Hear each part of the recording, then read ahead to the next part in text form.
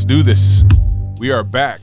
Welcome to the Ill Eagle Culture Brands Red Tape Talk podcast. I am your host, John Ostos, a.k.a. Ill Eagle CEO, and I'm here with my two counterparts as per usual, Dion, Two Cup, Larry, and Cody, Big Meat, Malk. Yeah. And today we have a extra special guest because this is none other than my oldest son, Angel Ostos. He's joining us just to kind of go through some of the nonsense that we talk. You'll find that he has a way varying opinion than I do on a lot of things, but he's also backed by a lot of really good smarts and education. So it's always fun for me and him to have our little debates. And he's really freaking smart. Yeah, super logical and stuff too. So we're going to talk some of our nonsense conspiracies because coincidentally there's a lot of that going on right now. And we'll get an opposing point of view in some case scenarios maybe, and then in others maybe he'll make a better argument for us. So welcome to the show, Angel. Nice to meet everyone. Yeah. Right on. So first, before we jump into this, Merry Christmas. You guys, we weren't all around each other for Christmas, but you guys had a good Christmas? Yeah, it was legit. I spent my Christmas down in Arizona. Nice. This is That's legit. No snow for Christmas? Was that weird, bro? It is weird. It is super weird. But they decorate, like they go all out to decorate. Sure. They got to though. That's all they got. Yeah. It doesn't feel like Christmas if they don't. Yeah. We were walking to, so we would park. Oh, I went to America Fest, which is a Turning Point USA event that they have down there. And we were parking probably about, I don't know, a quarter of a mile away from the Phoenix Convention Center. And we were walking to the convention center, and they would have this huge tree just decked out in Christmas decorations, like these giant balls that are hanging off the tree. Nice. And so that was pretty cool to see. So they definitely they go all out for the Christmas ordeal there. But America Fest is awesome. Yeah. Hold on, before we jump into that too far, we got you guys a gift here. Why don't you crack those open real quick? Just open them. Is that what this is? Yeah. Just a little something. Does it say congrats on 2,000 subscribers? No, but we're there, aren't we? Yeah. Oh, you guys got to empty your stockings when you leave today too, because the stuff's coming down. Just a couple treats in there. Oh snap! Oh, that looks dope. Oh snap! Got some windbreakers. I like it. Yeah, it's called a thin bomber jacket. That's sick. So That's awesome. pretty dope though. Gotta show the camera. Hell Yeah. Cody's got a medium, and I've got an extra large. So I think Cody has a 3X. I got a 3. Joking. 3X baby. It might be snug on the shoulders otherwise. This is awesome. That is. You know awesome. what we need though is Thank you. red tape talk one. Yeah. Right here. I got to get some of those made for sure. That'd be sick. So thank you, John. You're welcome. But yeah, so America Fest. So we get there. It's I just hit that camera, John. Are you still good? We get there on Thursday. So we fly in. We fly in on Thursday, and so we got Tucker, Don Jr. There was a bunch of people that were speaking on Thursday night, but we really wanted to see Don Jr. and Tucker that night. And so we get there, and it's packed. Like there's people everywhere, right? And it is literally like who's who in the zoo when it comes to like political influencers and Instagram people. Like I was It's just like their Olympia Expo. dude, I was like, there's and you know, Kate and my mom were like, oh, who? And I'm like, oh yeah, that's that. Isn't it disappointing when other people don't know who you're talking about and you're all geeked that it's them? Yeah, so we ran into Mega Hulk. That was pretty cool to see, and he's super cool. Like he's very down to earth. I could tell that he really wanted to talk to me, but his wife was trying to shoo him away because he was super late going into the VIP section. Oh. So we kind of walked around, and there's a huge expo too, like bunch of booths and stuff in there. And then we go back and we're gonna go find our seats. And of course, like the seating area is already packed. There's a bunch of people in there already, so we had to sit kind of way in the back. And I'm sitting there taking a video, like, and our seats were not great, right? Yeah. Our seats were not good. I was sitting there taking a video, but I'm just like geeked anyways, like, oh yeah, hell yeah, it's Don Jr. or whatever. And then I hear, hey, Cody Moak. And I look over my shoulder and there's our boy, Dalton Nelson. Yeah. So he found me from just looking at my Instagram story. Yeah. And he came and found me. He's like, hey, is it just you three? And I was like, yep. He's like, come with me. You're being upgraded. I was like, no way. That's awesome. So he grabs us and moves us like way to the front into the VIP section. I don't know if I'm supposed to say that, but he moved us like really close to the front and into the VIP section. And so we had a really good shot from the stage of everybody coming out. That's legit. But yeah. So then I don't know if you should say you had a good shot from this to the stage, bro. With my camera, with my camera phone. But yeah. So we didn't go Friday. We went Saturday. We saw a lot of good, speakers and whatnot. Yeah. The only thing is like a lot of the speakers, they had such a short time to talk. Yeah. They were only able to talk for, 15, 20 minutes at a time because they tried to cram in as many speakers as they could to get on stage. But what do they talk about? They're just like, America's great. A lot of it was just kind of rehashing about the importance of us, like the American people, stepping up to go out and vote and, just congratulating everybody and, everybody that went and did something like going door to door and whatnot. I mean, if you think about it, there were so many factors that went into this election and how we were able to win. Mm-hmm. Like if you think about it, like Scott Pressler moving to Pennsylvania to register a shit ton of voters, Elon Musk buying Twitter, changing it open, to get rid of censorship, Charlie Kirk going to Arizona, hammering out all these schools and all of his employees that were at college campuses because the youth vote actually stepped up. Mm-hmm. Yeah. And so there was just a lot of like congratulating everybody, but you could tell like the vibe, dude. The vibe was freaking off the charts, dude. It was so cool just being around like-minded people that were so pumped about just America winning and us winning. It was just like everybody was just so happy, and it was just awesome, right? And so we saw a lot of good speakers. Eli Crane was there, and a lot of senators and congressmen. Byron Donalds was there. So, but the real star of the show was obviously Trump. We wanted to see Trump so bad, right?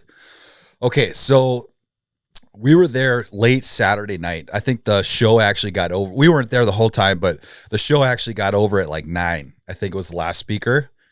And then the doors were going to be opening at 6 a.m. the next morning. And so Dalton, when we were leaving Saturday night, Dalton was sitting there like thanking everybody or whatever. He's like, yeah, I have to stay here until 9, but I have to be back here at like 3:30 because they have to meet with Secret Service to clear out the whole entire place. Oh, wow. Right. And so I was thinking, I was like, all right. But what I didn't know, well, he did tell me, but they were actually selling tickets for just that day. So they were just selling 1-day tickets for just Trump. Right. Oh, okay. And so, and I should have known better, but I don't think it probably wouldn't have changed anything because it's really hard with 2 little kids to get up and get moving. Yeah. But we went as fast as we could, and of course there were people like camping outside to see Trump. And so we get into the building, and the line is wrapped around. We're in the expo area. The line is wrapped around, and the line is moving, but the show has already started. Like Rob Schneider was up there speaking, and so we were kind of missing it at this point. But I was like, I don't care. I really want to see Trump, right?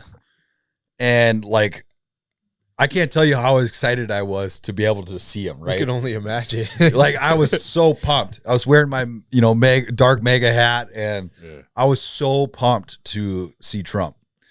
And we're like on the corner, and this older lady,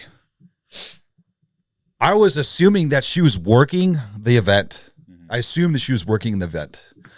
And she says, the fire marshal said it's full. They're not letting any more people in.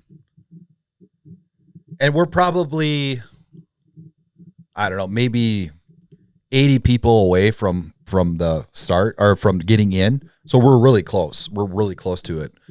And she's like, the fire marshal says it's full. They're not letting any more people in. And my heart just sank. And I'm like, what the F? And so me and a bunch of people in front of me, went left. And we were sitting in this big open area in the center because they had this big screen TV that they're going to show, you know. And so we're sitting there and we're watching on TV, but the line that the bunch of people from behind us just kind of filled in the line where we left, right? And I'm sitting there and I'm noticing that the line keeps moving and I'm like, what the actual F? So I get up and I go to the front to go check it out, see what the hell's going on. Sure enough, they're letting people in, right? Dang. So they were filling in space. And I seen that effing lady standing there, and I noticed that she was not a part of the event. She was not a worker there. So she just got everyone to get out of there so she could get in faster. But she didn't, though. I saw her in the open area there. Yeah. And I was about to go up to her and say, I wanted to so bad. So I'm sitting here like pouting. I'm just like, this sucks. You know, like, dude, I was bummed. I was so Kate's bummed. Like, look at my big tough husband. No, all three of us were just so bummed. Like, we were so disappointed. And I was just sitting there steaming because I saw this line move and I was like, we would have been in there by now. Yeah, like, seriously, we would have been in. And so I'm texting Dalton. I'm like, dude, save us. I was like, dude, can you help? And I'm thinking, I'm just thinking the worst. Like, we're not going to see Trump, dude. This sucks. Like, I even was like, let's go. I don't want to be here.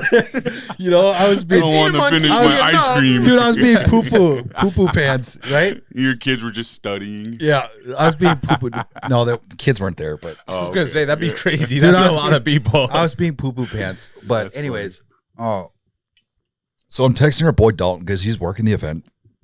And sure enough, dude, I fucking see him. You're going to have to bleep that. I see him walking in slow motion with his hair blowing in the wind. Yeah. It was like a beam of light. And I got up and I grabbed Kate and I looked at my mom. I was like, follow me. And I yanked him. And the crappy thing is that I feel so bad because there was an old man that was in front of us. Yeah. And he was chatting with us this whole time. Like, he was by himself. And you could have yanked him too. I didn't think about it at the time, but he sat next to us. He's like, hey, can I sit by you guys in that open area? Yeah. And I was like, think about it now. Like, I felt so bad that we left. And there was a family that was with us too. But I had to like get out of there, right? Yeah. So I grabbed him and I said, follow me. And I sprinted towards Dalton. I was like, Dalton. and he comes up to us and he's like, follow me. All right. And then he brings us to the front of the line and he looks at the lady that's like calculating people coming in and out, right? And he's like, they're with me. They're just going back to their seats. I'll escort them. And she looks at me and she says, if your seats are not there, you will be escorted out immediately. And she's like dead serious, like almost pissed, right? And Dalton looks at her and he goes, I will personally escort him out. And so he's like, follow me. And he brings us in and he's like, I found you guys some seats. They're not great, but it's all we got. Sure enough, he brings us to the back, 3 seats right there. Nice. I don't know how he knew that there were seats there or how he knew that they were going to be there by the time we got there. Yeah. But he had seats ready for us. They weren't great seats, but I was just happy to be there, right? Yeah. I was just pumped to be there. That's awesome. Yes. And we were sitting there and then they played the entry video with Trump, dude. And the sound system that they had in there was so freaking awesome. Like, you can just feel all the vibrations and stuff from the video. And then Trump comes out, dude, and the freaking place just erupted. And there was just like cheers for 5 minutes. Yeah. And everybody's like standing up and cheering and whatnot. Trump just standing there going like this, just, he does that to Yeah. But He pointed at you. well, pointed at like, somebody. But Back. but yeah, so the Trump comes out, and I think that he was tired because he was kind of like his speech was slow at first, but he did say that he had to get up at like 4:30 in the morning to make it to this event. But as the speech went on, he started getting more fired up and everything, and then at the end, they played YMCA, and dude, like it was just everybody was so happy and just like clapping, and They played the YMCA? that's a song, dude. That's a song that he plays at the end. Weird. Trump picks his own music. Like, we love this. But that's just proof right there that he's not anti-gay, bro. Yeah. It's the gayest song in the world. It's close. Yeah. I mean, the song There's slaps. some gay songs. I don't know. No, but that that's song like slaps. a legit like gay song. That's what yeah, it's that's used by for. the Village the people. yeah. The village people who were gayer than all hell. Well, they were cops and Indians and Yeah, and cosplay. Yeah.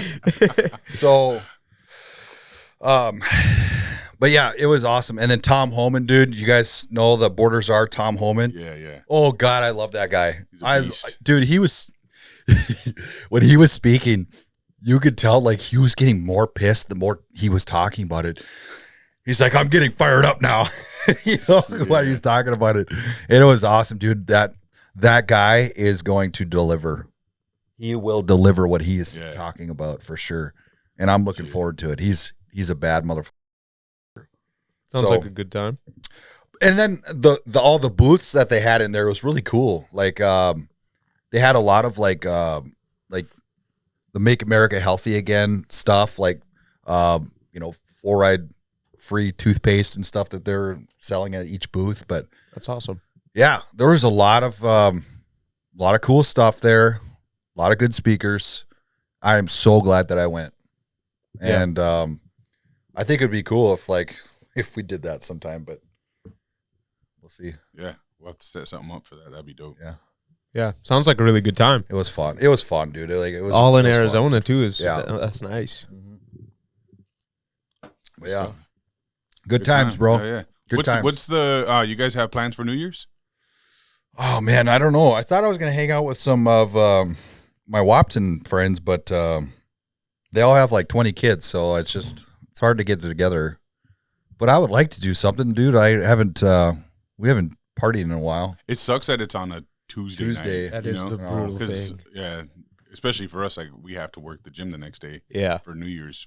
Day one. So you guys would be open all day. Yeah, I think we close early on New Year's Eve, but other than that, we're open because that starts day one of our biggest time of the year.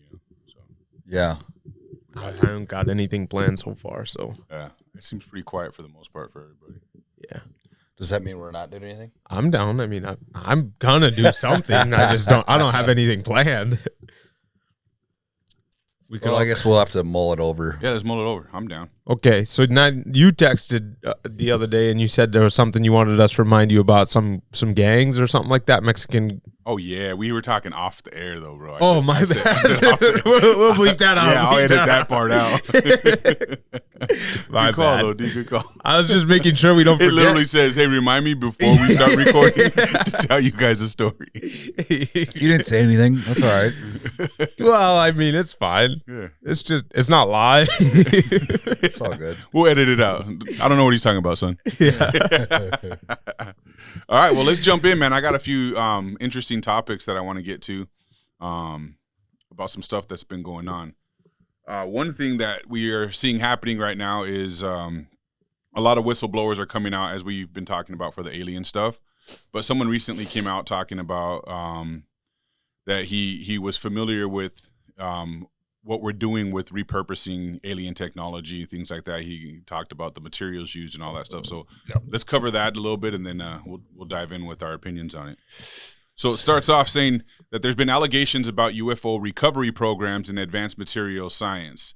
Recently, a conversation surfaced online where an anonymous source claiming insider knowledge shed light on the recovery process of unidentified aerial phenomena, or UAPs, and their technological makeup.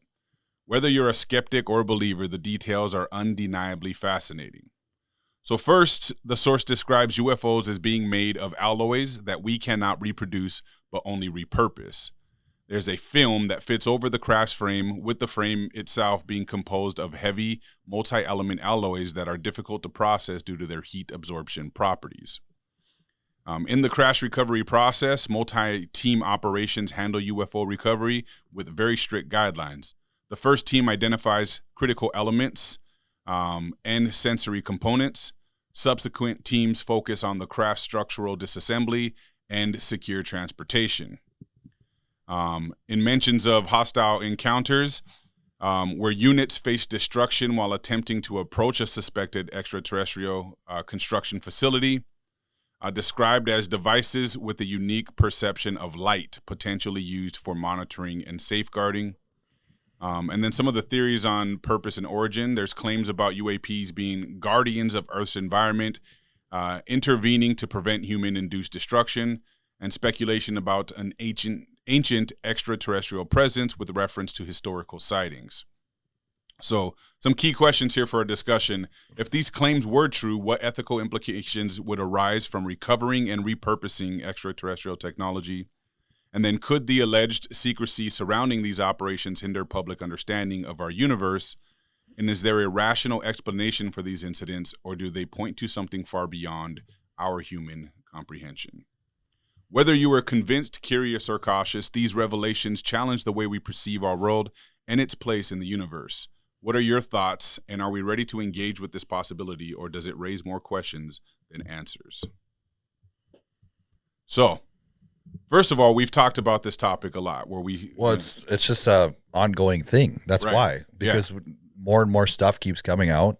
But it's all aligned with what the last person said and what they claim to have seen and have firsthand knowledge of. So it's interesting. But I think, I don't know if there's an ethical, use for this when it's behind secrecy.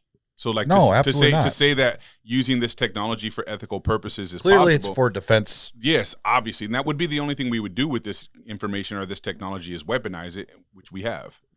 See, the thing is like none of it is like new information. It's just information that's being confirmed through multiple sources as opposed to one person. And these multiple sources have credible history with the ability to be, inclined. With as they claim. and we're obviously still seeing the sightings, the drones and whatnot. Yeah, but also if we have alien technology, don't you think like Absolutely. other people have it? For sure. So For sure. I've already heard that. It's just a question China's- of who's more ahead of the curve right now, I think. yeah. and when they retrieved that. Yeah. Well, a good question would be: do you believe in aliens, Angel? Oh, I have to believe in aliens. Yeah. I think with how big the universe is, there's no possible way that Earth is the only place with life. We have such an abundance of life on this planet. There's just no way that somewhere out there, there's nothing, just nothing anywhere else. Like I've seen people talk about the potential of life on other planets in our solar system, like Mars, the moons on, I think it was like Jupiter or something like that. They talk a lot about how they could potentially be sustaining life. I know there's multiple planned missions in 2026 and 2029 to go check out these places to see if there's a potential for life. So I feel like there's just no way that we're completely alone in this universe. So when you say out there, you're assuming that wherever these things are coming from is in outer space? Yeah, outer space. Or the ocean. So you don't believe that they're coming from the ocean? I don't know. Why is that? Well, I mean, obviously the ocean is a huge, big mystery. There's a lot we don't know about the ocean still, but I feel like there's not really a way for life, not to say life can't exist in places where we can't find them, but intelligent life popping up underwater in places where we can't discover them, I feel is a bit far-fetched. Like, So what if we have discovered them? Then what does that look like? I feel like if we had discovered them, it would be more public knowledge by now. Like, I don't think the military or any government organization could cover up something so much when we are constantly putting expeditions into the ocean. There's so many private companies, private sectors, and civilians that go underwater. But With restrictions, though. There are Yeah, restrictions. they have a lot of but- restrictions. Like they can't go to Antarctica and do what they want underwater, Right. under ice. I mean, I guess I don't That's know. what leads to the conspiracy theories too. Is what it, like, because you make a good argument, but it's happening, right? And it's being governed and it's being controlled. So what people get to explore is limited to what the powers that be have allowed them to explore. But didn't they say that they've explored our solar system more than they have for our own oceans? They say that it's safer to explore space than it is to explore the oceans. So I think we've only actually explored like 5% of our oceans. I think that's like a little bit more older data. I think at this point in time, we've explored like Maybe and don't quote me on this. 25%. It's like a decent amount now. It's like up to like 60% of our oceans or something like that. Like we have a lot more knowledge than we did even just like 20 years ago. Well, why do you think that these things are being sighted coming in and out of the ocean? On radar and everything. Yeah. And that they're able to traverse the ocean as if it's not the laws dense forest in water don't affect them. Yeah. I mean, assuming like with all the alien stuff that it is true, if they really do have spacecraft that are able to move through the air simple and fast as it's been reported and seen and stuff like that, I don't see any reason or problems with them being able to do it in water too. Yeah, it's denser, but with the speed and ease they're moving through the air, I could totally see them going underwater and using that as cover, you know? Like it's a lot easier to hide in water. Here's than why it I is think open that air. they're coming from the ocean. I think that whatever technology is, I don't know if they're able to just transport from point A to point B like that.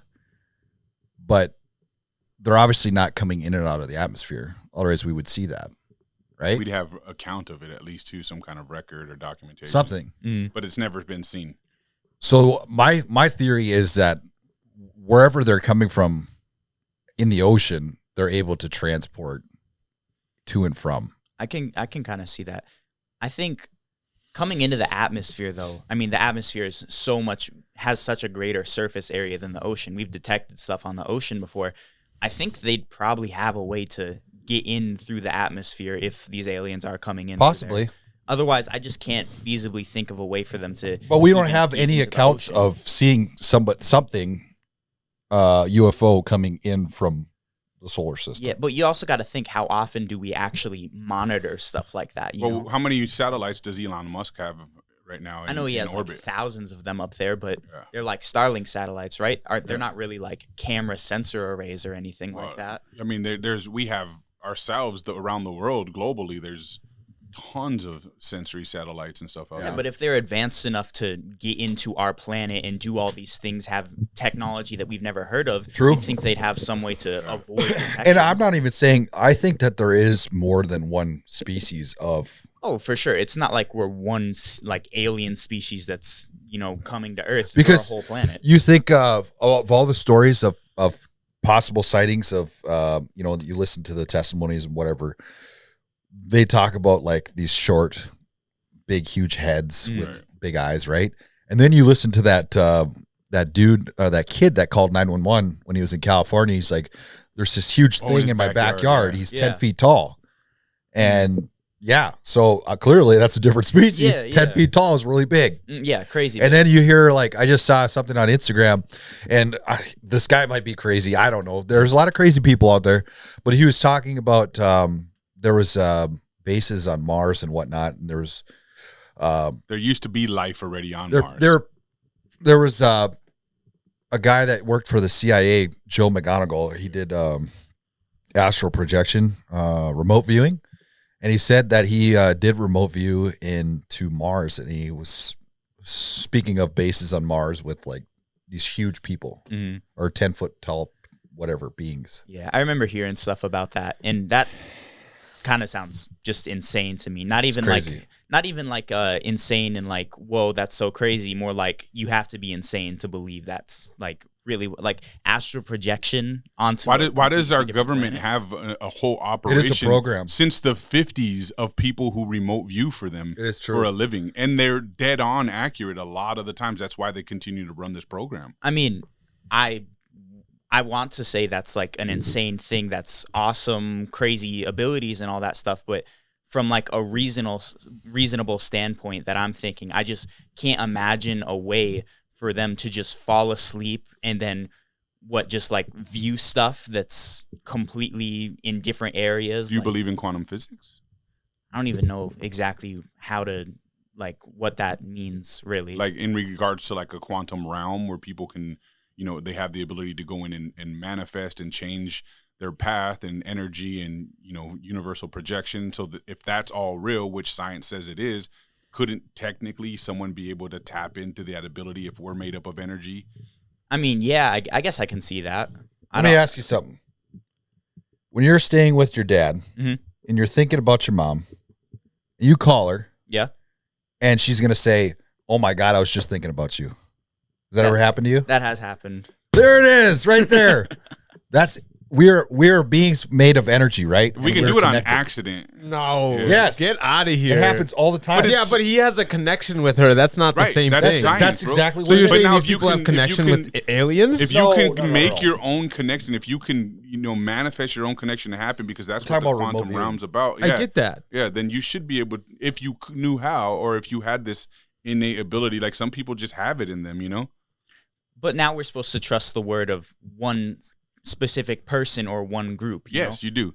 They just had if dreams? but if they're Well, right, how do you identify I'm not sure with if it's that? dreams. See, It's like an out of body trance. experience Yeah. almost, where they can Yeah. plant themselves into another time and place. In some case scenarios, parallel universes. But like that, there's that lady that was on Sean Ryan that said she witnessed the crucifixion of Jesus Christ, and he says, "You don't want to talk about it, do you?" And she was like, Start crying. yeah, she started crying. But she worked for the CIA and did remote viewing for them for many, many years. And she was always accurate in what she was claiming she was able to witness and see, to the point where it helps our military go in and capture somebody because someone was able to remote view Yeah, and identify where they're at. So you can't deny that. Unless you say, which I wouldn't doubt, but you would have to then say our government has been lying about these people having these abilities for years and just using them to make up this facade to make us believe that this exists, which it seems a little more far-fetched than like they might have did 9/11 on their own. You know what I mean? So like, I don't know. It's hard to say. See, But it's obviously a thing. At least our Yeah. government believes it is, and it's worked for them. I mean, I've heard of astral projection and stuff like that before. It's things that some people do, like, just regularly. sleeping. Yeah, when Yeah. they're sleeping. But the one thing I've always questioned and I've never heard before, besides this right here that you're talking about, is people actually having tangible results where they can see something while they're asleep and then prove it to somebody else. Like, oh yeah, I actually saw that. It's factually on record with our Yeah. government then. See, that's the only one I've ever heard of it being. Well, I mean, there's multiple people, but this is the one case scenario where you've heard the story. yeah, that's what I But mean. I mean, they've been doing this since the 50s, as far as we know right now, with people. So over the course of decades, they've had probably hundreds of remote viewers working for the government. And a lot of them go on shows, podcasts and talk shows now. A lot of them are becoming whistleblowers and talking about the things they've done for the government that it was classified and whatnot. So, it's real for sure. It's There was a real. lady, when Trump got elected, there was a lady I saw on Instagram. She said that she could do that and that she saw that Donald Trump's going to get like a really bad illness in his third year or his second year, and then J.D. Vance will become president. Interesting. Well, that's predicting the future. That's different. She said she's seen it. Well, yeah, that's the I thing. seen it. They're saying with the astral projection, though, that they can Yeah. go through, like, transcend time and space. So along with seeing stuff in completely I different don't know about locations, that. they can see things from back The- in time. My understanding is you're not going forward or backwards in time. You can go You're now. You're just going now. I don't know. You See, can go that's how backwards in I time know. too, though. From what it sounds like, if it already occurred, you can view it, or if it's occurring, you can view it. But you can't predictively future. go Yeah. See, forward. that sounds like a dream to me, though. That sounds Maybe, like but if falling it's asleep. if it's accurate, you can't just say it's only a dream. Yeah. You have to admit that it's remote viewing. I Yeah. would say that you have to have some sort of connection to this thing, though. So whether you believe that, like, Unless you know how to create your own connection, is what I mean. And that's what you would do in a quantum realm. You would take energy strands and you would move and manipulate them somehow in your mind or in your soul or whatever that takes, because energy can move energy, right? So if we're made up of energy and everything's a frequency, you can control those things. It's why in the ancient times, like our ancestors and stuff, they used to use sound for healing. They used to use frequencies for different methods of what their lives consisted of back then. Yeah. Where now we're doing the same thing. We're just calling it computers and radios and phones and stuff. But Which we're is- still using frequency and creating energy and manipulating. I can send you a picture right now through thin air, bro. Yeah. That's like astral projecting almost. You know what I mean? Right. So it's like we have the technology. What makes you think we don't have it within us innately if we're made up of the same thing the Do computer? you remember when a couple years ago when we listened to that 3-part series with Sean Ryan, that one of the guys was in the Army base, and he said he witnessed this huge boulder being floated just by using frequency to lift it. I mean, those were the guys that were like the contractors, right? Yeah, They were building inside of this classified space. So I think we're just made up of frequencies. That's all we are. Yeah. I mean, I know like the frequency thing, that's completely right on that stuff. Like, I know it is possible to actually float stuff. I haven't seen it done with anything heavy before, but I've seen like, you know, people take like lighter objects, like I know for sure I've seen it with like a ping pong ball, but I think I saw it with something a little heavier too, where they just vibrate the air at such a high frequency that the thing just completely gets stuck, you know? Like, I could totally see someone taking that and doing it on like a really large scale or with the right frequency to Like to get build it to float. pyramids, maybe. The guy that bends the leaves in the parking lot. That's funny. Come on, that dude's hilarious. There's some guys online that think they're like airbenders and stuff. Oh. And they go into like places where it's windy and they start doing this and they act like it's them making it So happen. gay. I used to do that when I was 5. Yeah. No, this dude's like 30 something, I think. Who built the pyramids?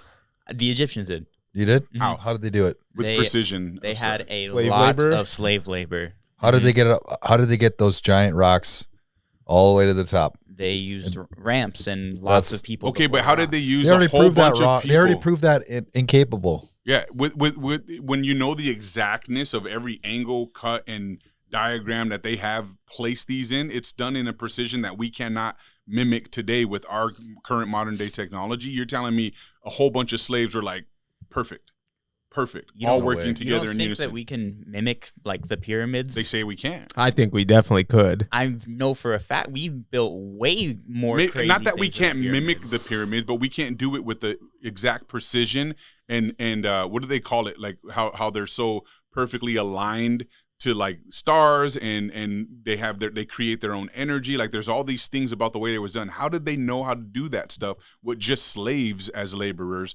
instead of some kind of innate connection to the universe and No abilities? shot.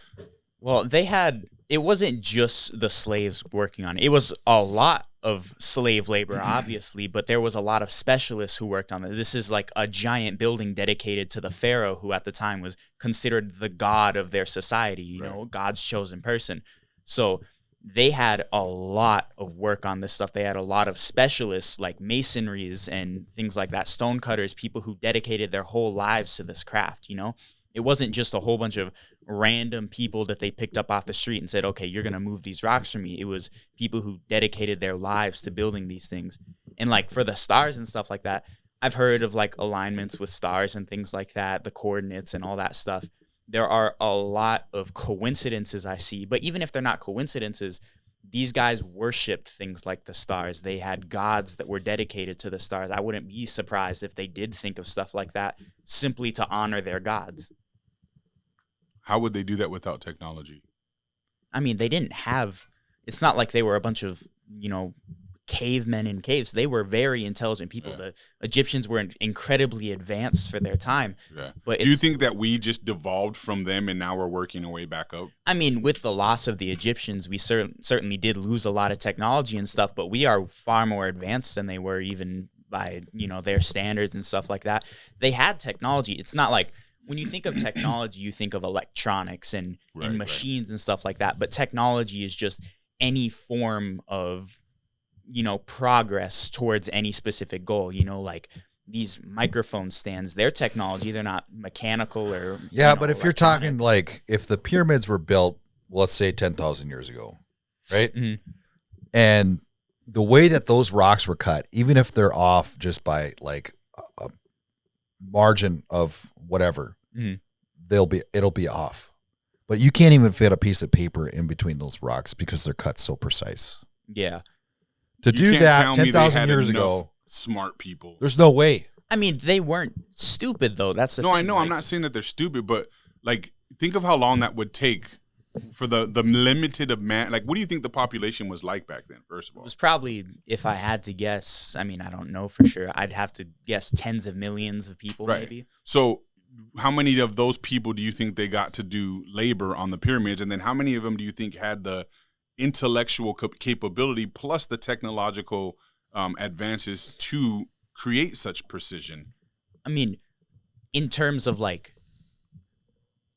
I feel like you guys think of this in like a standby one by one person kind of deal, but they most likely had blueprints for this kind of stuff. They had dedicated crafts, to make each and every one of these bricks. They weren't like cutting them with super insane precision. They were sculpting each of these bricks before sending them up. And the pyramids took hundreds of years to build. Like, this was a multi-generational thing that they made. It's not like it took them a long time, but it wasn't like long time by today's standards, where we could build a skyscraper in like 20, 30 years. This took them hundreds of years of patience and multiple generations of people working on each individual brick. So I could see them being incredibly tedious and making stuff like that to the point where it really is like seemingly perfect, because this was like their big thing. This was their magnum opus of the Egyptian times. So they were going to do this right, or they were not going to do it at all. You don't think they were offered up technology to help them build it? I don't think so. I don't see any reason to. I mean, like, if aliens did come, and I'm sure aliens have been around for a long time. I mean, they depicted them in their drawings, descriptions, the vastness of the universe and all that stuff. I'm sure at some point, way back in the day, aliens were here. I'm sure they've been coming here since the dawn of humanity. But I can't imagine that they would see humans building pyramids or even planning to build anything at all, and we're just like, oh yeah, let's hand them some tech so that they can build these pyramids, and then let's just leave and take everything back with us and leave little to no trace of us ever existing beyond what these people have to say about us. But we were wiped out. Not at that time, really. I mean, the Young Andreas. The Young Andreas impact. Like when we were wiped out and there was a big flood and like 90% of the population was wiped out. You don't know about that? I don't actually. The Young Andreas impact theory. Mm-mm. So it was like basically at this giant comet that hit Earth. Mm-hmm. This is where Graham Hancock comes in with his theories that there were some civilizations back in the day that were more advanced. And what happened was a giant comet came and hit the Earth and basically flooded almost 90% of the entire Earth, and there was a small population that survived. Mm. Mm-hmm. And there's been a lot of evidence that has been uncovered to say that is in fact true. Wow, I've literally never heard of that. If you go on Netflix and watch Graham Hancock's documentary, I think it's called Ancient Civilization or something like that. Mm-hmm. He visits each of these sites and kind of explains how advanced these people were. And we've talked about it on this show before too. Göbekli Tepe is one of them. There's a lot. The Easter Islands, the heads of Easter Islands, the Stonehenge. And you have no idea how some of these stuff were built or why they were built. Like Stonehenge is, we still have no idea what the hell that deal with or Stonehenge how is. it was even done, considering the weight of the stones. And then the heads of the Easter Island. Mm-hmm.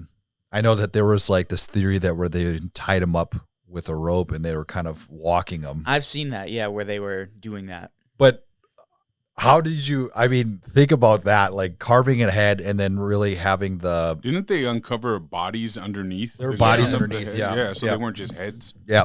Mm-hmm. Anyways, so that's you look up the Young Andreas impact theory. Okay, yeah. So that's kind of what I think our belief is that there was a more advanced civilization back then, mm-hmm. and then most of them got wiped out by a flood, and a lot of that technology was lost. I guess I could see that. I feel like there'd just be more evidence, like archaeological evidence. True. That's kind of what they're going after Graham Hancock for. Mm-hmm. And it's kind of a cult, to be honest with you. Like all these geologists and stuff, they really attack him because he's not a geologist. Graham Hancock's just a journalist. Mm-hmm. But he spent his entire life researching this stuff, but these geologists will go after them, and they're kind of in a cult-like behavior. Yeah. They just attack. Mold. So they that's pretty much what they're saying too. Is like, well, where's the evidence? Yeah. But I mean, if you look at the Earth's surface over the course of, I don't know, hundreds and thousands of years, for instance, the Sahara Desert back in the day was tropical. Mm-hmm. It wasn't a desert at all. They actually Yeah. had trees and grass and whatnot there. Mm-hmm. So it's changed so much over the time Mm-hmm. that if let's say if there was a civilization that was advanced, but it's probably buried. Yeah. It's buried under the ground. Mm-hmm. And like stuff in like the Amazon rainforest, they find stuff in there all the time, Yeah. like old stuff. And there's been discoveries Mm-hmm. all the time that are popping up. Yeah. And see, I'm thinking more like along with like actual technological evidence and like, you know, items and stuff from these ancient times, which I'm sure we found tons of it. I'm also thinking geological evidence. See, like for instance, the asteroid that killed the dinosaurs, you know, it's like the most widely accepted theory of what happened at that time period. There is actual geological evidence. There's sediments, there's like layers of stone Right. that show off like information in pieces of like what would have happened here, the resources deposited due to an asteroid and stuff like that. So if a comet did strike the Earth and did actually wipe out all these civilizations and stuff like that, along with technological evidence, which very well could be buried, there would be more geological evidence as well. You know, like a crater impact or rock deposits, or, you know, even shoot, the water that supposedly flooded the large majority of the Earth. I can even see that still being shown. Well, that's where everywhere. Robert Schoch, he that's where his evidence comes in, and he talks about that a lot. Yeah, and I haven't seen any of it, so obviously I can't really say all that much. But Yeah, if you go on, if you listen to Joe Rogan, Robert Schoch has been on there quite a few times, and he talks about that a lot, the young Adrias and whatnot. But it's interesting. It's interesting. Mm-hmm. So, are you a religious person? not really. So, how do no. you think that we were created? I take more of like a scientific approach to it. where Okay, so what's the science behind us? I'm thinking, well, like life itself. Like just us. Like, how were Yeah. we created? From what I've heard, what I've known, what I've seen, and things like that, it seems to be some sort of like it's kind of hard to explain really, because you can't even use the term biological really, because at some point it goes from physics to somehow gaining life and movement and knowledge and that kind of stuff, you know? So very beginning, the Big Bang or whatever you want to say happened. Everything blew up. Everything was created all at once. Who knows exactly where that came from? That's the thing. No one really knows. But at one point, everything was just there, and not like that. I mean, like I was gonna be like, wait, what? That sounds strange. All right. Let me rephrase it. So there was a single point in which all matter existed, and that blew up. Right. That was the Big Bang, and from there, it was all gases and like not even like chunks of anything, just gas. And I can't remember if it's hundreds of millions or if it's billions of years later, gravity takes hold of all these objects, pulls them in together, and they form the first stars. Those gases condense and they reach a point in which nuclear fusion causes them all to ignite. And that's how all the stars were created. And from there, offputs from the stars, more gases and stuff keep mixing, and they become solids like planets, you know, molten rock, things like that. They mix together, they create planets. Billions of years down the line, something like our solar system is formed, where water ends up getting trapped on these planets, cooling it a lot, and all the heat from the sun, from the molten planet, the water that was formed from all the gases mixing in orbit, create an atmosphere and create the ocean. This liquid, plus the energy, plus the things like carbon and calcium that make up living creatures, they all mix together in the water is very fluid, so it's able to mix stuff better.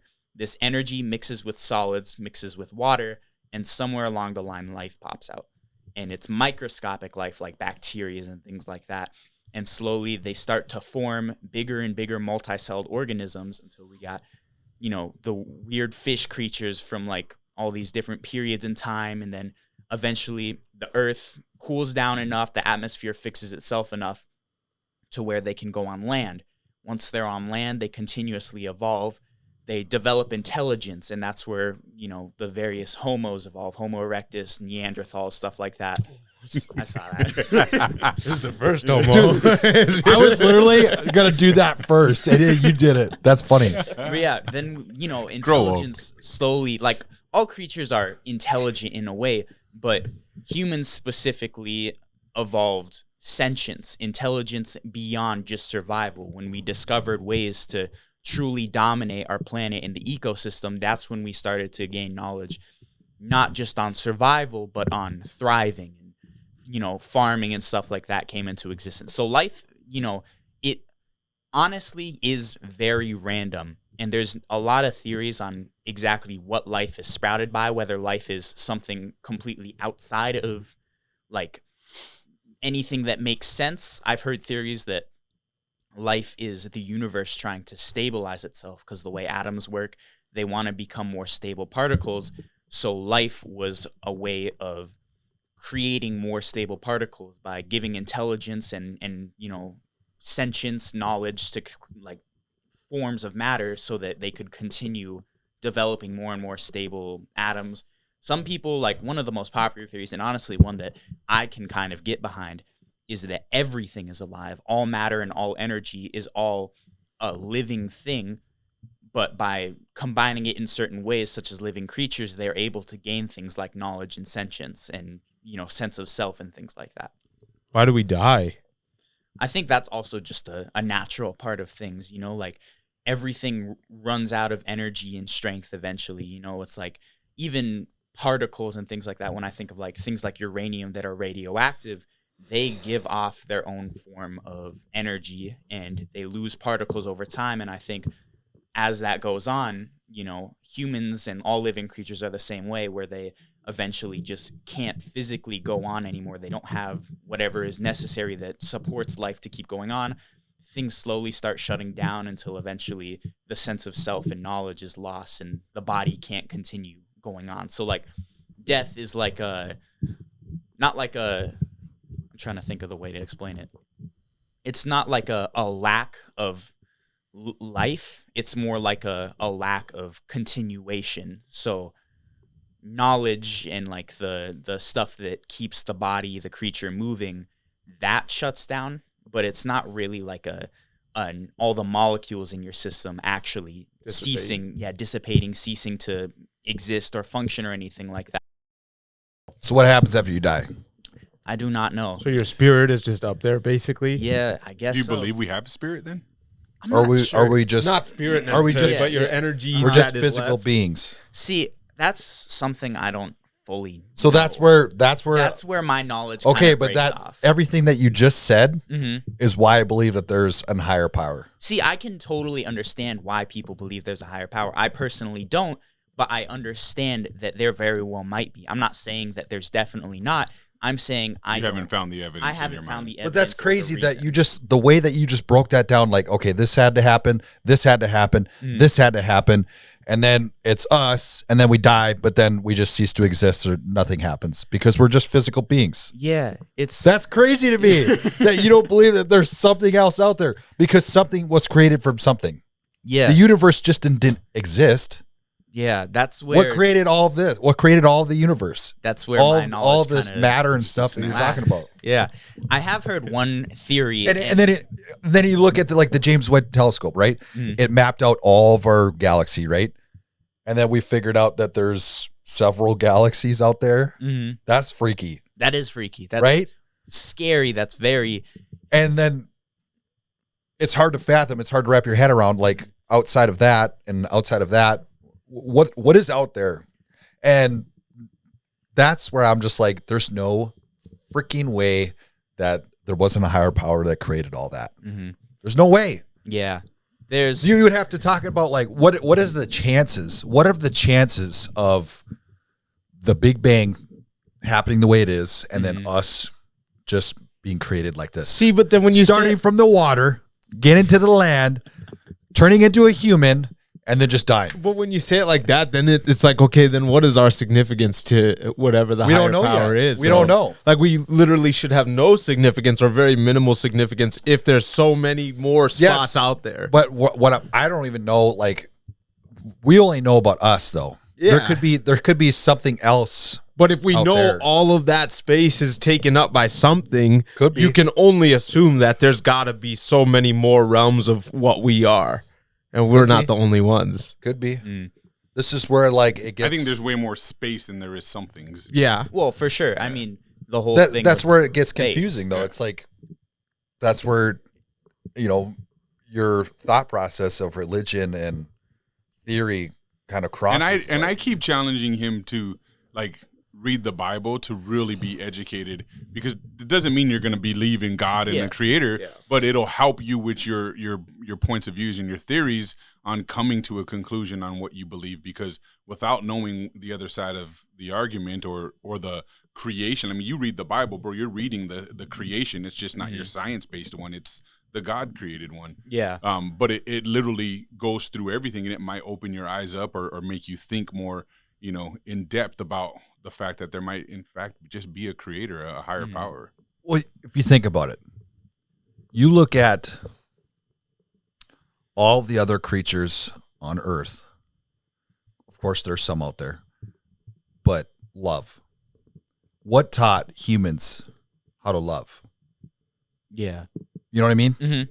So if we were just supposed to be these meat sacks, how did we get taught how to love? Yeah. And you're a super kind human being for someone who doesn't believe in Unconditionally. that. Like, how do you innately have that heart?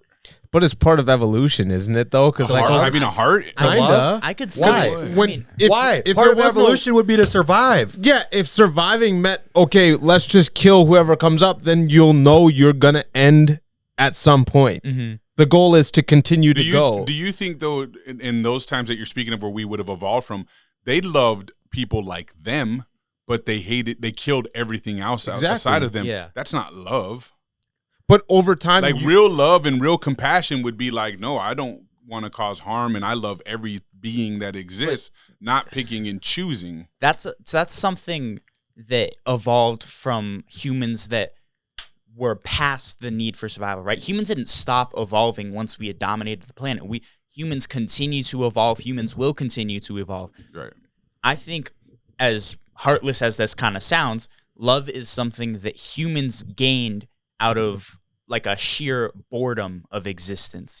Humans made it to the point where we didn't need to fight for survival as much. It wasn't a constant fight for survival. It was a need to thrive. And along with thriving came the need for love. That's like a natural progression past just wanting to live. It's like giving meaning to your life once you actually. You don't think cavemen had wives and children that they loved? I mean, I'm sure they did, but back they then beat it was an animal. It was an animal instinct to continue like your species. Like the That's same the way goal. all other things do. Procreate. if you kill everybody that is in order to continue your life, like, so say I killed my whole family and everybody else, I'm gonna die and there's gonna be nothing left. Mm-hmm. But So you think survival instincts is love? I think it adapts over yeah, time. love is an expanding of your survival. We're seeing a instincts. generational don't thing think here, that's Cody. I don't think that's true. You're talking so say me and you are in the wild, right? We're cave people, right? Yeah, if I'm I gonna fuck kill you up. you, and there's 3 women, right? If I kill you, Them women are mine, son. yeah, you might think that, but Until you're dead. Until you're dead, yeah. Until I kill you. No, but if you kill me and 2 of the women, and it's you and 1 woman, and you don't have kids, now you're going to die and there's going to be nothing left. Mm-hmm. So over time, you have to think, oh, well, I can't just go around and kill everybody or my species will die. I'm just trying to figure out, like, because like That if you doesn't look, make sense? if you look today, that would mean like what's his name? Nick Cannon loves all these women that he banged. He did. And made babies He with. did. That's No, how it works. He didn't. That's how it works. He loved himself. It was and meant that's to. why. It was meant to work that way, I and think people that, took it in their own hands. I think that we're gonna agree to disagree, but I will go down swinging to know that there's something else of a higher power out there. And I totally get that. I don't blame you for thinking that way. I don't even think it's a bad way to think at all. I just. But doesn't that scare you though? Doesn't that scare you? Like, doesn't it scare you? No. It doesn't scare me because I believe, right? I believe that there's something else out there. But for somebody that doesn't believe it, you just cease to exist. There's nothing left. That is a horrifying. You could literally go outside, go and get in a car accident, your life is done. Yeah. And then you just cease to exist. It is horrifying to me, but it also, in a way, grants me a greater will to survive almost. But you can't predict what's going to happen Of course out there. I can't. So I'm going to live my entire life ensuring that I make my mark in this world because I know once I'm gone, that's it for me. I have to live my life to the fullest. I like that thinking, Angel. I like that thinking. But me? He's scared. Just kidding. I think it's crazy. I think it's driven by fear, honestly. Like when we is. find religion, when we go, this is why so many dudes, when they go to prison, they find God. Yeah. Because they're scared into something bigger. You know what I mean? That and I've had comfort. enough events in my life where, and experiences with people who were close to God and people who were completely close to the devil, that I was able to make my discernment and be like, no, this is what I'm more aligned with. But that doesn't mean that I know for certain. It just means that I want to believe that, and I have faith that that's real because I've seen a lot of sensible argument and discussion and biblical context regarding this being. And so, because I haven't always been a believer, but I'm totally a believer. And this kid grew up coming to church with me while I was finding my belief system, but he still kind of walked his own path and his own understanding, which is this is what I want all my kids to be like, because I don't want my kids to believe in something because I forced them to believe in it. I want them to believe in it because they feel the same thing that I feel when I felt that I believed in it. You know what I mean? And so I love that he takes this path. And all that smart shit he says, bro, like that's from me, bro. I taught him all that. There's one thing that I can say over time, especially like being the last 5 years, 6 years, where I'm getting to the point in life where the people in my family are passing away that are older. The people who have been more focused on their religion and show that they truly believe in God, they pass in a much more peaceful way. Yeah. Like they're so okay with being done with this life. They're ready at that point. Yeah, like, it seems so much better. Yeah. It's a much better way to go. But when you're not as much of a believer, or you never practiced faith or never tried to guide yourself in faith, then you don't want to die. Yeah. Mm-hmm. My dad was like that, and on his deathbed, he repented and asked for God. Yeah. On his deathbed, though. You know what I mean? Like literally dying. And he was like, bring me a Bible. I need to repent. I believe. I know I want to go to heaven. Like he was scared at that point. So who knows? My grandma was like one of the most devout Christians like you would ever meet, bro. Like she's told stories of, like gang activity with all my uncles and her praying to God, and then just it was over like in an instant. I think I've told a couple of stories on here. But like when she died, she was on her deathbed. She was like, she had cancer and all this stuff. She was literally in hospice at my aunt's house, and my mom, everyone's there visiting her. And in her sleep, she raised her hand up like this towards the sky when she was sleeping. This is like when she died. But right before this actually, and she had her hand up, and then all of a sudden she started talking. She was saying something, don't quote me, it's been so long now, but she was saying, no, they're not ready. Not yet. They aren't ready. Like they weren't ready for her to go, like her kids, my aunts and uncles and everyone that were standing there crying and scared watching their mom die. This woman who prayed over them their whole lives while they were criminals and gangbangers and drug dealers in and out of prison. They're sitting here crying now, and she's telling something in her mid-sleep or whatever she was doing, no, they're not ready yet. Don't take me yet. They're not ready. Mm-hmm. And she wanted to prepare them for her being gone, which I'm not sure she would say she completed what she wanted to do in that sense, because my family is like bad, bro. Yeah. Completely destroyed. Like she was, when they say like grandmas are the backbone, like this was genuine backbone. And when she was gone, bro, everything fell apart. Yeah. The entire family. It's crazy. So yeah, it's hard. It's hard to say. It's a very emotional thing to believe what we believe in.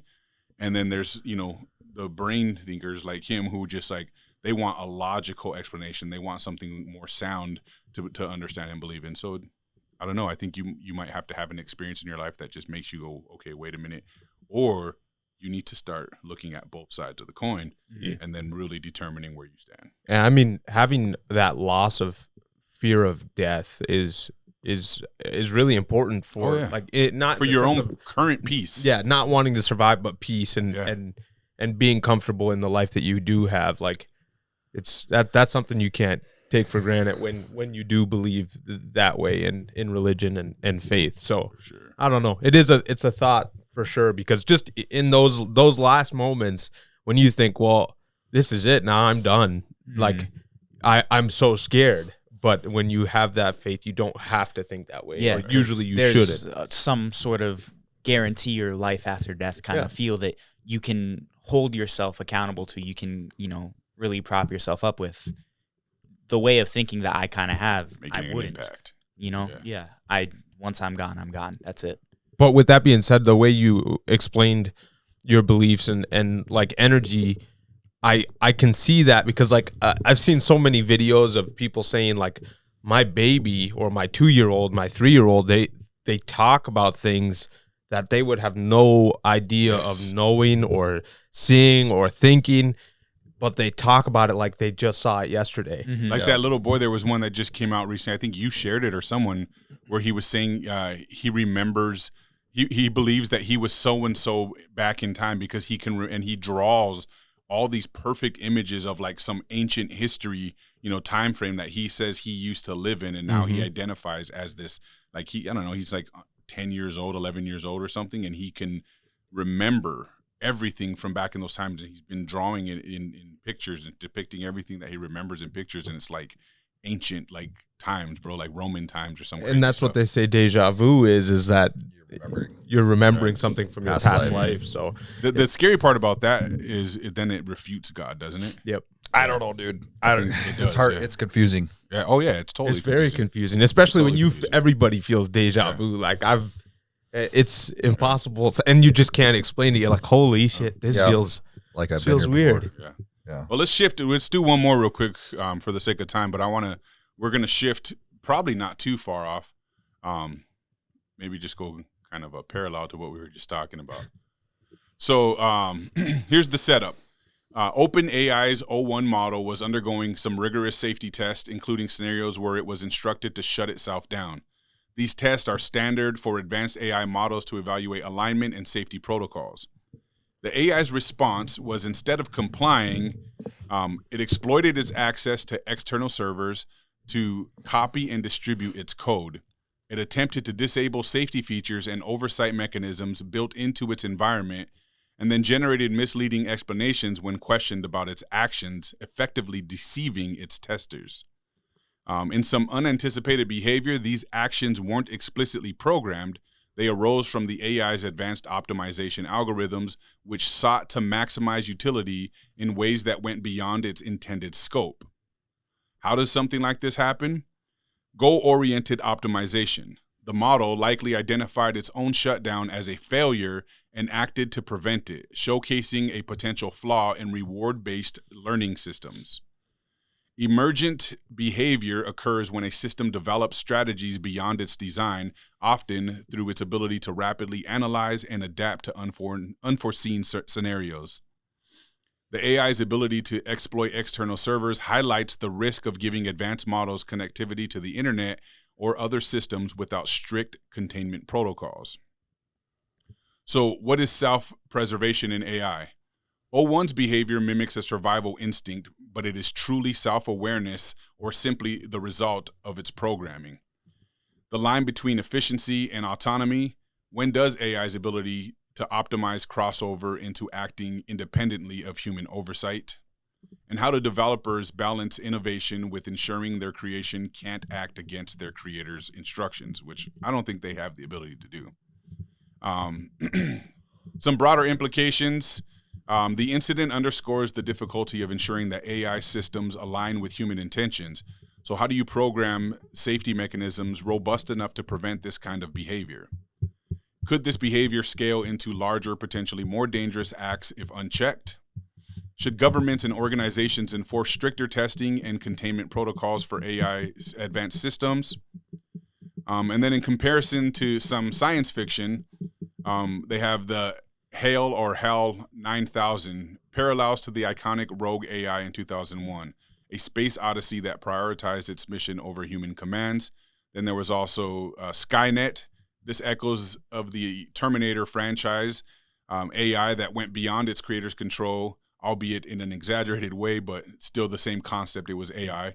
And then some real-world precedents highlighting past incidents of AI systems behaving unpredictably, such as Microsoft's Tay chatbot or Facebook's experimental AI that developed its own language. So should we limit the autonomy of advanced AI systems even at the cost of their innovation potential? How do we define and prevent emergent behaviors that go beyond an AI's intended purpose? And what responsibility do researchers and organizations like OpenAI have to ensure these models are safe before release? So I know this is something that you wanted to discuss. What are your thoughts on this occurrence, first of all? I think that the self-preservation part of any sort of artificial intelligence is very, very concerning, but also kind of a new step in the advancements of artificial intelligence. Because one, obviously, if any sort of AI is has any sort of self-preservation, even if it is, like they said, just the reward system where it was thought like, thinking, oh, if I'm being deleted, it must have been because I did something bad. So let me try and make sure I'm not getting deleted so I don't do something bad, That does create its own problems because obviously now it has some sort of want or reason to prioritize itself over anything else a human tells it to do, which can lead to bad things, If we ever get advanced enough to the point where artificial intelligence is integrated into some sort of like a robotic system where we have a populace of living machines, it would be a bad thing for humanity if these things could prioritize themselves over humans, obviously, because that could create violent creations, that could create situations where life could have been saved, but because of any other reason, the robot wouldn't do it. But I also see kind of a potential for an increase in artificial intelligence by the means that it now has a way to think for itself, which is basically the goal of artificial intelligence. Like, as bad as it is, we are trying to create something that can think for itself, and doing something against what we told it to, that's the very basis of thinking for yourself, So there's a lot of care we have to take for this kind of situation, like we have to ensure that it doesn't prioritize itself over humans or their commands, but we can also kind of use this knowledge that, hey, we are getting really close to something completely different. What do you think the end goal is? I mean, the ideal end goal would to be create something that can take over menial labor for humans or add an extra brain to problems. Like, human minds are inherently limited. We can only have so much information. We can only remember so much stuff. Computers aren't really like that. You can always increase how much they can store. They can always have access to fresh information and recall it almost perfectly. So, like, the internet's the biggest brain in the world. Yeah, the internet is the biggest brain in the world. Yeah. There is obviously a lot of danger with introducing AI to something like the internet, having access to everything all at once, because there's a lot of misleading or bad information on the internet, because anybody can put anything on the internet. So if an AI has access to anything on the internet, it's not all going to be good stuff, which, is a huge problem. But yeah, just follow Cody on social media. Yeah, like, shoot, we cannot have that happen. He thinks he's bigger than Dion. For some reason. I don't know about that. Yeah. But so it's like, it's something we really got to be careful about. But I can see a future in which someone is trying to invent something revolutionary for humanity, but we just don't quite have the things needed. AI is able to do its own research and look into things, or you can create artificial environments for AI where they can spend thousands of years working on something in just a couple hours. You can train AI on these kinds of things. You can't do that with a human. The same thing that an AI can do, it would take humans generations to accomplish. Like hundreds of years to build pyramids. Yeah, like that. So AI can be an incredibly powerful tool for innovation. I mean, it literally is having like a perfect thinking machine on your side, which can greatly expand the speed at which we discover new technologies, work on new things. And I think that's like the general consensus of what AI is being developed for. But I can also see bad stuff being used for. I mean, like, not everyone is going to use AI for something good, obviously. Well, it's scary too when they talk about how it basically knows how to deceive or lie now in that same sense, when it's able to create, something outside of what its commands were told. It's manipulating. That's like it's learning to now lie and deceive us, and that's a very dangerous step. Yeah. And I don't know if you've ever heard this one, but did you guys ever see the video of the lady who like wrote the books for Matrix and Terminator, saying how they're meant to be like a prequel from one to the other? So like first Terminator happens and the big robot war between humans, and then the Matrix is the post-life after the robot war takes place. So it's really intriguing if you ever catch the video, and it makes you kind of want to go back and watch them now in sequential order so that you can kind of see how the storyline plays out, because that's what we're facing right now with AI and robotics and everything that's happening. Like we're looking at it, kind of makes you wonder if we're going to follow right into those footsteps, and before you know it, we're all going to be plugged into the Matrix. Well, that's what I was going to ask. You think that eventually we're going to be integrated with hell yes. See, technology? I want to like think of it in a positive way where humans in general and humanity as a whole integrating with technology could be a crazy big step. Sure, you can have all your moral reasons why it's bad, and I totally agree with a lot of them. But in the end, humans could literally evolve as a species through the integration of technology.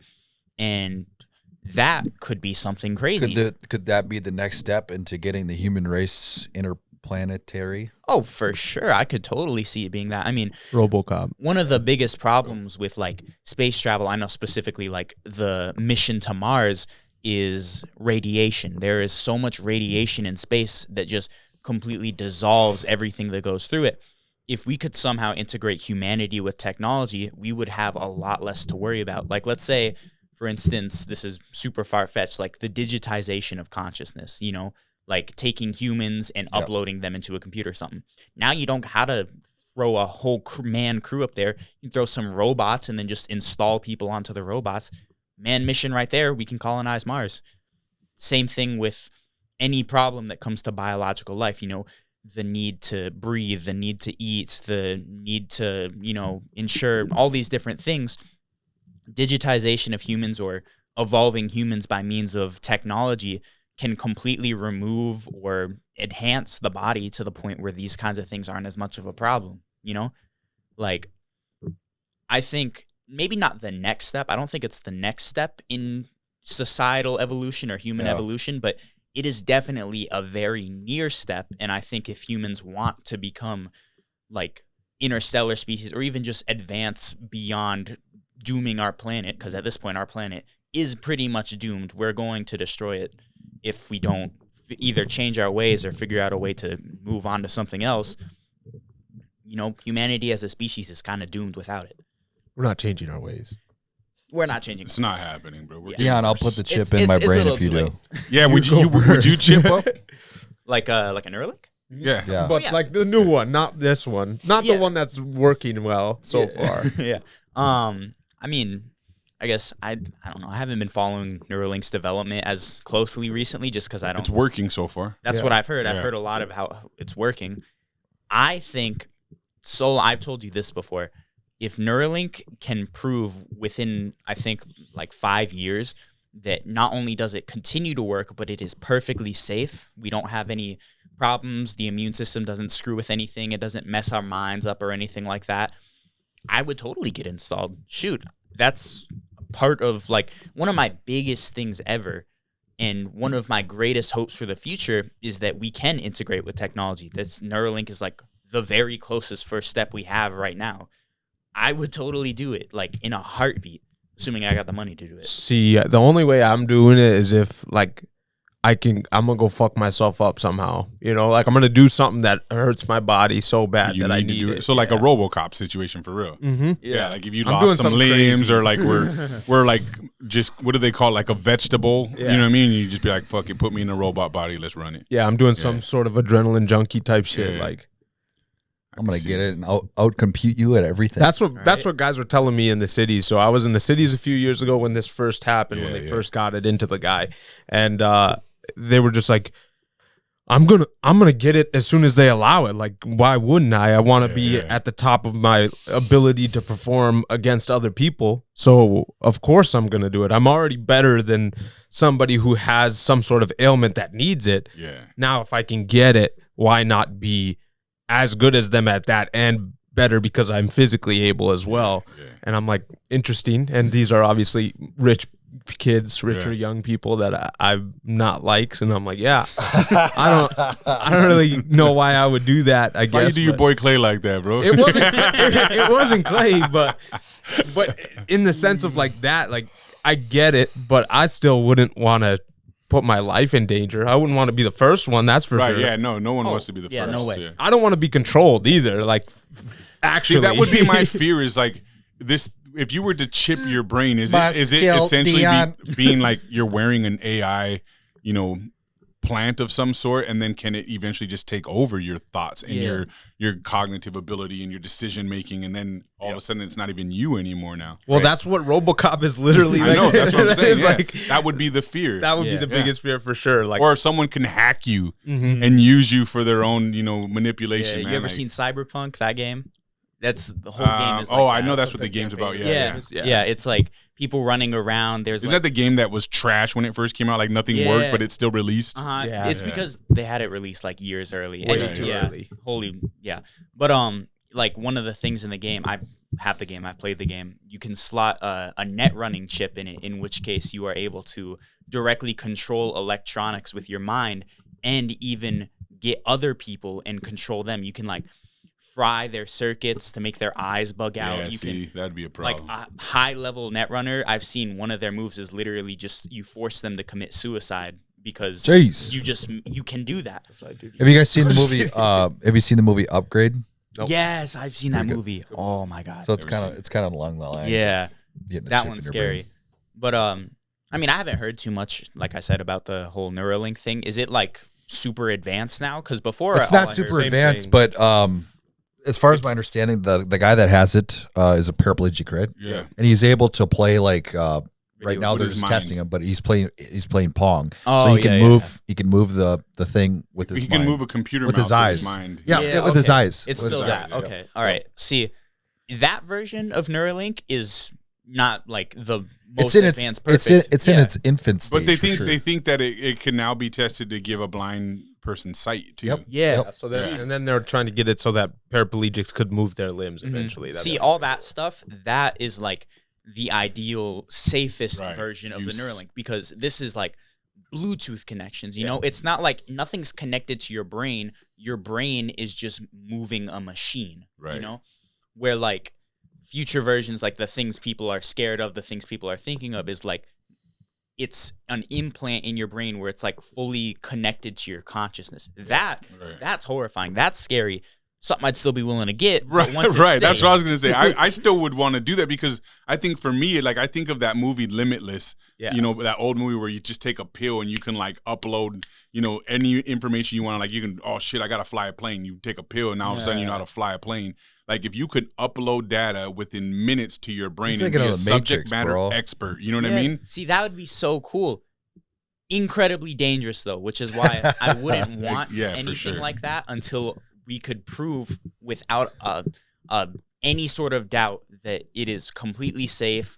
We're not gonna screw up our brains. We're not gonna go crazy. No one's able to get into our brains. Yeah. That would be scary. But like this current Neuralink that we got, where like you can just Bluetooth It's control. like a your prosthetic chip almost. computer. Yeah. That's sick. That's super cool. I totally want that. Bro, I can answer phone calls with the hearing aid that I got. Right? That's super See, cool. the thing I don't like, and this has nothing to do really with what we're talking about, but old movies from early 2000s all have like the most trash, like what would you cover photo, and like Limitless. I've never even seen that, and that sounds like a You're good right. concept. It was the uploading of data is more of the Matrix stuff, but like the Limitless pill, He would read the super smart instruction, and- he would and- know. Yeah, and You can recall intelligent. anything that you've Yeah. possibly read or seen. See, those types of movies are like so undervalued. promoted, yeah, right? exactly. Yeah, Because yeah. like and I see it like on Netflix or whatever. I'm like, this looks like shit. Like, why would I want a to good watch movie. this? Like good the movie. box cover doesn't sell it. Yeah, exactly. Yeah.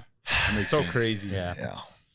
Oh yeah. Well, that's a good one, man. We're about an hour and a half in. We can call it on that. I have more topics, but I think we'd go for hours Yeah. with the discussions we're I can having. always come so- back another time too. Yeah, we could do it again, man. It was fun having you on. I Good stuff, appreciate you Angel. coming Good on. stuff. Yeah. Thanks Way for to make having me look good, man. You know what I mean? Super smart and all Angel, that. what'd you score on your ASVAB? That's the military one, right? Yeah. 88. It's high. Yeah. I know Dat was making fun of me though because he got a 92. He has Oh, to, wow. He's Yep. Asian though. Yeah, he's Asian. No, he's always got to be better than me by just a little bit though. But that's cool that you have friends you're competing with, you know, to be smart. Because me and my friends were like, "Who's the most gangster dude on the streets?" You know? Hell yeah! All right, man. Well, let's go ahead and shut this one down. Again, Merry Christmas to all of you. It was a good Christmas break for us. Welcome to the new listeners. Yeah, sorry this is a little bit late. We kind of all were off for the Christmas holiday, but we'll be back on schedule. I think even with New Year's, right? Nobody's leaving post New Year, so yeah. Again, yeah, to all our new subscribers, man, we've jumped. We're just continuing to climb. Our subscriptions have jumped over 1,800 in the last couple of weeks or so. So that's huge. Thank you to you guys, to everybody else. Continue to support, show love. Don't forget to like, subscribe, share the podcast. Tell your friends about us. Don't tell your friends about us. Talk good, talk bad. Doesn't really matter as long as you're talking about us. Peace.